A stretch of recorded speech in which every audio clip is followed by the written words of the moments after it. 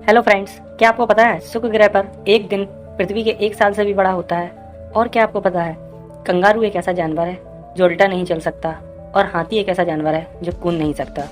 इस वीडियो में आप ऐसे गजब फैक्ट जानोगे कि आपके मुंह से एक ही वर्ड निकलेगा, एक्सीलेंट। तो वीडियो एंड तक ज़रूर देखिए। तो चलिए शुरू करते हैं।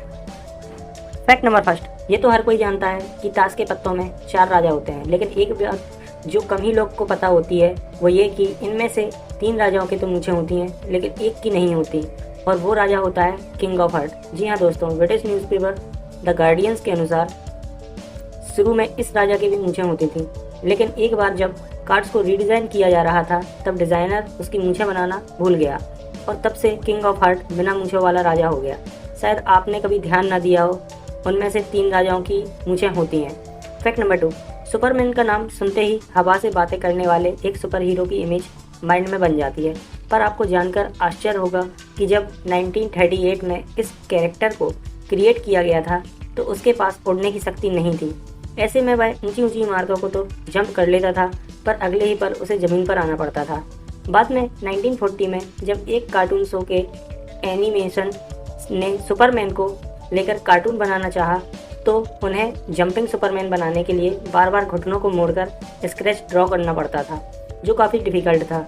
ऐसे में डिसाइड किया गया कि सुपरमैन के पास उड़ने की शक्ति होगी और उसे बार बार ज़मीन पर नहीं आना पड़ेगा। इससे सुपरमैन को नई शक्ति भी मिल गई और एनिमेशन भी स्मूथ हो गया। फैक्ट नंबर 3, फोटो खींचते समय से चीज़ कहने का प्रचलन है ताकि हमारी स्माइल पिक आए, लेकिन आपको जानकर आश्चर्य होगा कि कुछ 100 साल पहले विक्टोरियन ईरा में लोग फोटो खींचते समय से प्रून्स कहते थे ताकि फोटो में उनके चेहरे पर गंभीरता दिखे। दरअसल उस समय अधिक हंसना गरीबों और शराब पीने वालों से जोड़कर देखा जाता था। शायद यही कारण है कि जब हम पुराने समय के राजा महाराजाओं की पोर्ट्रेट देखते हैं तो हमें कहीं स्माइल फेस देखने को नहीं मिलता। फैक्ट नंबर 4, मॉडर्न फिजिक्स की मदर की कही जाने वाली महान वैज्ञानिक मैडम क्यूरी का नाम आपने जरूर सुना होगा। उन्हें उनके रेडियो एक्टिव पदार्थों पर किए गए शोध और पोलोनियम और रेडियम की खोज के लिए जाना जाता है, लेकिन शायद आप ये जानते हो कि रेडियो एक्टिव एलिमेंट में उनकी रुचि ही उनके मरने का कारण बनी।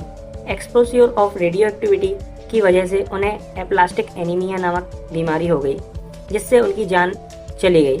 यहाँ तक कि रेडिएशन ने उनके कपड़ों, फर्नीचर और किताबों को भी नुकसान पहुँचाया और उनके मरने के 100 साल बाद भी उनकी चीज़ें रेडियो एक्टिव हैं और उन्हें लीड बॉक्स में रखा गया है और अगले 1500 सालों तक उन्हें ऐसे ही रखा जाएगा। फैक्ट नंबर 5, आईफोन का नाम आते ही दिमाग में एप्पल के इस शानदार प्रोडक्ट की इमेज बन जाती है, पर आपको जानकर आश्चर्य होगा कि पहली मोबाइल डिवाइस जिसे आईफोन नाम दिया गया वो एप्पल ने नहीं बल्कि सिस्को ने बनाई थी। उसका काम बिना प्रयोग कंप्यूटर स्काइप की वॉइस फंक्शनैलिटी को यूज़ करना था। इस डिवाइस के आने के 22 दिन बाद एप्पल ने अपने आईफोन की घोषणा की थी, जिस पर सिस्को ने कोर्ट केस किया था, पर आउट ऑफ कोर्ट सेटलमेंट में दोनों कंपनियों इस नाम को यूज़ करने के लिए राज़ी हो गई। फैक्ट नंबर 6, कई बार पेरेंट्स के पैसे मांगने पर वे कहते हैं यहाँ पैसों का कोई पेड़ नहीं लगा या पैसों की कोई बारिश नहीं हो रही जो तुम्हें हर समय पैसे देते रहो। लेकिन ब्रह्मांड में कुछ जगह ऐसी भी हैं जहाँ पैसे तो छोड़िए, हीरो यानी डायमंड की बारिश होती है।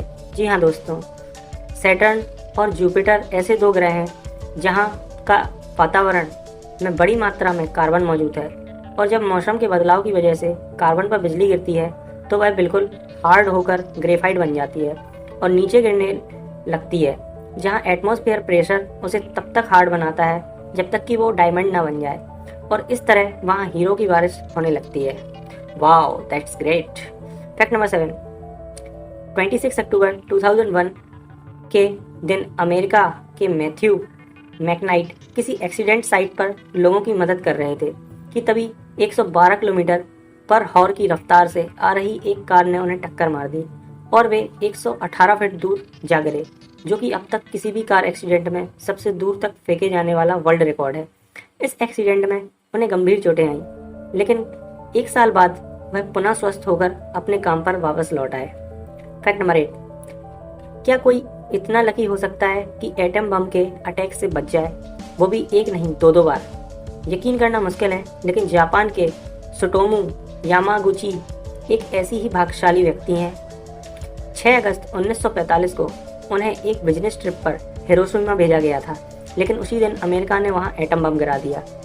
यामागुची का चेहरा और हाथ झुलस गए, पर चमत्कारिक रूप से वे मरने से बच गए और वापस अपने घर नागासाकी चले गए। 3 दिन बाद अमेरिका ने वहां भी एक एटम बम गिरा दिया। इस हमले में उनका घर बर्बाद हो गया, पर सौभाग्य से उस वक्त वो और उनका परिवार ऐसी सुरक्षित जगहों पर मौजूद थे कि सबके सब बच गए।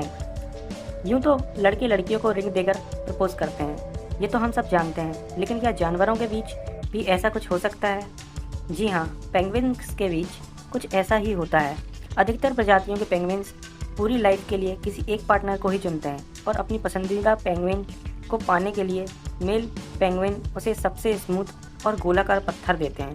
अगर फीमेल को वो पत्थर पसंद आ गया तो वो उसे अपने घोंसले में रख देती है और जल्द ही दोनों साथ रहने लगते हैं, मानो प्रपोज के बाद शादी ही कर ली हो। फैक्ट नंबर 10, ये तो हम सब जानते हैं कि रक्तदान से किसी का जीवन बचाया जा सकता है, लेकिन अगर मैं पूछूं कि कोई अकेला व्यक्ति अपने जीवन काल में रक्तदान करके कितने लोगों की जान बचा सकता है, तो आप 10, 15 या 20 लोगों के बारे में सोचेंगे।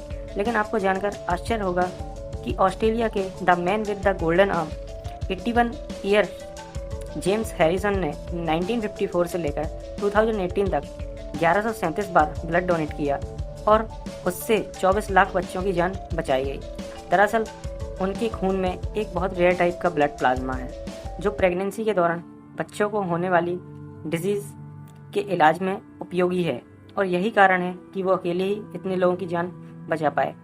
तो दोस्तों, जेम्स हैरिसन के लिए एक लाइक तो बनता है, और आपने अभी तक इस चैनल को सब्सक्राइब नहीं किया है तो प्लीज़ सब्सक्राइब कर दीजिए, क्योंकि आगे भी ऐसी ही रोमांचक वीडियो आपके सामने आती रहेंगी। Thank you.